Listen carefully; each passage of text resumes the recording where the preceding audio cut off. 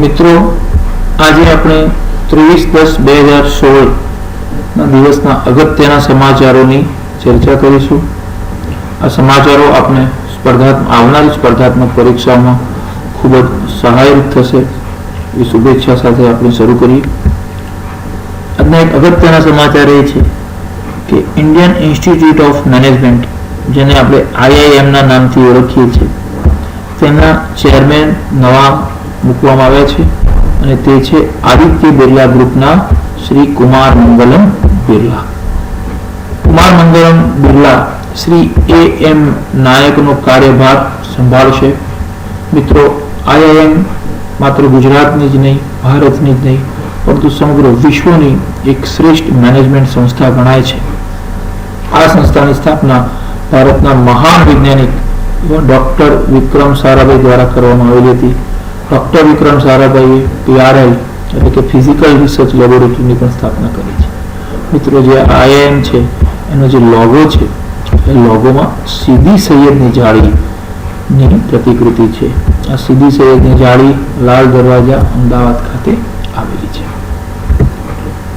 પ્રધાનમંત્રી શ્રી દ્વારા તાજેતરમાં વડોદરા ખાતે દિવ્યાંગોને સાધન સહાય અર્પણ કરવાનો કાર્યક્રમ યોજાઈ ગયો. આપણે માત્ર પરીક્ષાની દ્રષ્ટિએ વિચારીએ તો આ કાર્યક્રમ નવલખી મેદાનમાં થયો હતો. હમણાં છેલ્લે વન સંરક્ષકની પરીક્ષામાં પણ પ્રધાનમંત્રી શ્રીના આગળના કાર્યક્રમનો ઉલ્લેખ આવેલો છે. તો પરીક્ષાની દ્રષ્ટિએ આ અગત્યનો મુદ્દો રહેશે. વડોદરાના રાજમાતા શુભાંગીની દેવી છે, ગાયકવાડ પરિવારના છે. રાજમાતા શુભાંગીની દેવી છે. પ્રધાનમંત્રી શ્રીએ વડોદરામાં જ એક નવા એરપોર્ટના ટર્મિનલનું ઉદ્ઘાટન કરેલું. તે વખતે તેઓએ નવી એવિએશન પોલિસીથી લોકોને માહિતગાર કર્યા. પ્રધાનમંત્રી શ્રીએ કીધું કે એવિએશન સેક્ટરમાં ભારત ખૂબ આગળ વધશે અને વિશ્વનો 3જા નંબરનો દેશ આવનારા વર્ષોમાં બનશે. મિત્રો, પ્રધાનમંત્રીશ્રીની જાહેરાત અનુસાર દેશની પ્રથમ રેલવે યુનિવર્સિટી પણ વડોદરામાં બનવા જઈ રહી છે. આ કેટલાક અગત્યના મુદ્દા છે એ પરીક્ષામાં આપણને ખૂબ જ કામ લાગશે. ભારત માટે ગૌરવ ગણી શકાય એવી એક ઘટના બની છે કે કબડ્ડીમાં ભારત વર્લ્ડ ચેમ્પિયન બન્યું છે. જે પોતાની પ્રથમ મેચ ભારત હારી ગયું હતું, છેવટે બાકીની તમામ મેચો જીતીને ભારત ફાઇનલમાં ચેમ્પિયન બન્યું છે. ઇન્ટરનેશનલ ફોર્મેટમાં જ્યારે કબડ્ડી રમવાની શરૂઆત થઈ તો ભારતે 2004 અને 2007 બાદ આ ત્રીજી વખત ભારત ચેમ્પિયન બન્યું છે. આમ કુલ 8 વખત બન્યું છે, પણ આ ફોર્મેટમાં ત્રીજી વખત બન્યું છે. ફાઇનલમાં ભારતે ઈરાનને પરાજય આપ્યો છે, જે 38-29થી પરાજય આપ્યો છે.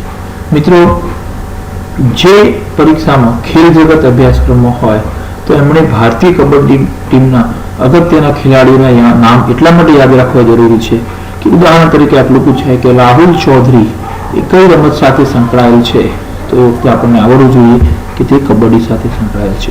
તો કેટલાક નામ આપણે યાદ કરી લઈએ, જેમ કે અનુપ કુમાર એ કબડ્ડી ટીમના કેપ્ટન છે. રાહુલ ચૌધરી, દીપક હુડા એ પણ કબડ્ડી ટીમના સભ્ય છે. પ્રદીપ નરવાલ, જસવીર સિંહ, આ બધા જ ખેલાડીઓ કબડ્ડીની ટીમ સાથે સંકળાયેલ છે. આ ઉપરાંત ફાઇનલ મેચના હીરો કહી શકાય એવા શ્રી અજય ઠાકુર, મોહિત ચિલ્લર, સુરજીત સિંહ, ડી ચેરથારન કબડ્ડી ટીમના ખેલાડી છે. ગુજરાતનું ગૌરવ ગણી શકાય એવા ગુજરાતના કબડ્ડી પ્લેયર કિરણ પરમાર પણ કબડ્ડી ટીમના ખેલાડી છે. મનજીત ચિલ્લર, નીતિન તોમર, સંદીપ નરમાલ આ તમામ ખેલાડીઓ કબડ્ડી ટીમના સભ્યો છે. આપણે એમના નામ અવશ્ય યાદ રાખશું, જે પરીક્ષામાં પૂછાવાની શક્યતા રહેલી છે. મિત્રો, ફાઇનલના કેટલીક બાબતો વિશે વિચારી લઈએ. જેમ અગાઉ વાત કરીએ એમ આ મેચમાં ભારતના સ્ટાર ખેલાડી અજય ઠાકુરે કુલ 12 રેડ કરી હતી અને શ્રેષ્ઠ પ્રદર્શન મેળવ્યું હતું. 12 રેડ પોઈન્ટ એમણે મેળવ્યા હતા. ટોટલ જોવા જઈએ તો એમને વર્લ્ડ કપમાં 61 રેડ કરી હતી અને 61 રેડ પૈકી 44 રેડ સફળ રહી હતી અને ટોટલ એમણે 52 રેડ પોઈન્ટ મેળવ્યા છે. મિત્રો, ભારતે ફાઇનલમાં 22 રેડ પોઈન્ટ, 8 ટેકલ પોઈન્ટ મેળવ્યા. આ ઉપરાંત ભારત ઈરાનને 2 વખત ફાઇનલમાં હરાવી ચૂક્યો છે. બંને વખત એશિયન ગેમ્સ રમાયેલી 2010 અને 2014માં ભારત ઈરાનને હરાવી ચૂક્યું છે.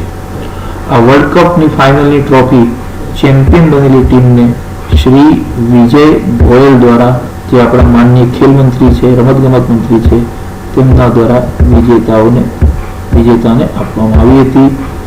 જે આ ખરેખર આપણા માટે એક ગૌરવ સમાન ક્ષણ હતી. મિત્રો, આ વર્ષની અંતિમ ટેનિસ ટુર્નામેન્ટ WTA નો પ્રારંભ થઈ ચૂક્યો છે. ટુર્નામેન્ટ ટોચની જે 8 મહિલા ખેલાડી છે તેમની વચ્ચે રમાશે અને આ ટુર્નામેન્ટ સિંગાપુર ખાતે રમાઈ રહી છે. પરીક્ષાની દ્રષ્ટિએ ખૂબ અગત્યનું કહી શકાય એવું 2018માં રશિયા ખાતે ફિફા વર્લ્ડ કપ રમાનાર છે. ફિફા એટલે federation of international football association, એટલે ફિફાનો વર્લ્ડ કપ જે રશિયા ખાતે રમાનાર છે એનું મેસ્કોટ જાહેર કરવામાં આવ્યું છે. મિત્રો, મેસ્કોટ એટલે જે તે સ્પર્ધાનું એક એવું પ્રતીક કે જે સ્પર્ધાના પ્રચાર પ્રસારમાં એનું મદદ લઈ શકાય. જેમ કે ભારતમાં એક વખત એશિયન ગેમ્સ હતો તો અપ્પુ હાથી એનું મેસ્કોટ હતું. એવી રીતે ફિફાનું મેસ્કોટ જાહેર કરી દેવામાં આવ્યું છે. જે મેસ્કોટ છે ચશ્મા પહેરેલું વરુ. આપણે એક ઉપર સર્ચ મારીને તેની ઇમેજ પણ જોઈ શકશો, જેનું નામ પરીક્ષાની દ્રષ્ટિએ ખૂબ જ અગત્યનું ઝાબીવિકા છે. રશિયન ભાષામાં ઝાબીવિકાનો અર્થ થાય છે જે સ્કોર કરી શકે તે. આ જ પ્રમાણે વર્ષ 2020માં ટોક્યો ખાતે ઓલિમ્પિક રમાવાનો છે, તે પણ જરા આપણે મગજમાં રાખશું, ધ્યાનમાં રાખશું. 2018માં રશિયા ખાતે ફિફા રમાવાનો છે. ભારતીય હોકી ટીમના કેપ્ટન શ્રી જયેશ છે, આ નામ આપણે યાદ રાખશું. ભારતીય દોડવીર ઓપી જેશા, જે ઓલિમ્પિક દરમિયાન રિયો ઓલિમ્પિકમાં બેભાન થઈ ગયા હતા, તો ઓપી જોશા એક દોડવીર છે, તેમનું નામ પણ આપણે યાદ રાખશું. તો મિત્રો, આ રીતે આજના આપણે સમાચારો જોયા છે. આ સમાચારોને અભ્યાસક્રમ સાથે જોડીને આપ તૈયાર કરો. તેની સાથે જોડાયેલી અન્ય બાબતોનો પણ આપ વિચાર કરો.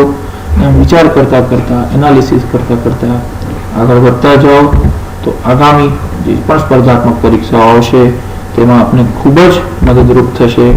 આ પ્રમાણે તૈયારી પૂર્ણ કર્યા પછી imofficer.com દ્વારા લેવામાં જે ઓનલાઈન ટેસ્ટ લેવામાં આવે છે તે ટેસ્ટ પણ આપો અને આપે જે જ્ઞાન કે ઇન્ફોર્મેશન મેળવી છે તેની ચકાસણી કરો.